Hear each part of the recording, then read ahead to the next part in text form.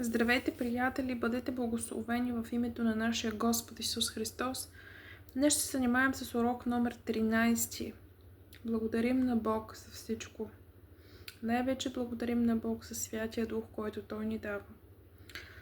Този прекрасен утешител, помощник и съветник. Бог ни изпрати Святия Дух и слава на Бога за това. Това е чудесно. Той ни открива дълбоките и скрити неща. Когато ние не знаем какво да правим, ние трябва да се молим. Амин.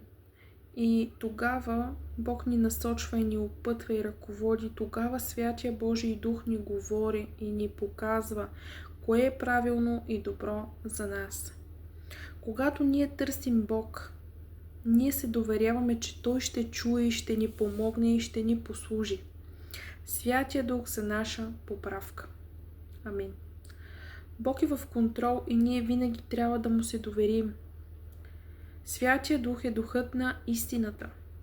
Той ще ни опътва на всяка истина. Амин. Ще ни предизвестява и казва за едните неща. Той трансформира хора и обстоятелства, ситуации и всичко. И когато Бог чрез Святия Дух ни дава откровение, ние трябва да ги записваме и пазим в сърцата ни и да чакаме това, което Бог ни е открил, и да се бави нещото с вяра го чакай. Така гласи Словото на Бога. Във 2 Петрово 1 глава 21 стих пише: защото никога не е идвало пророчество от човешка воля, но светите човеци са говорили от Бога, движени от Святия Дух. Амин. Йоан 15 глава 26 стих пише: а когато дойде Утешителят, когото аз ще ви изпратя от Отца, Духът на истината, който изхожда от Отца, той ще свидетелства за мене. Амин. Йоан 16 глава 13 и 14 стих пише: а когато дойде онзи, Духът на истината е Святия Дух.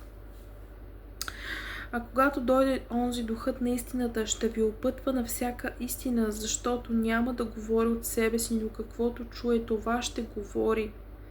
Амин. И ще ви извести за идните неща. Той мене ще прослави, защото от моето ще взема и ще ви известява. Амин.